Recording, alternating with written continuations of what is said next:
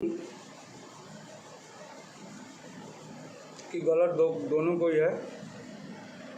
हम किसी एक को गलत नहीं ठहराते, स्पष्ट बोल रहे हैं इसलिए कि हम किसी पे गलत इल्ज़ाम लगाने वाले हो तो कौन है। सब जिसको जो मन आ रहा है बोल रहा है, जिसको जो मन में आ रहा है, जो समझ में आ रहा है कर रहा है।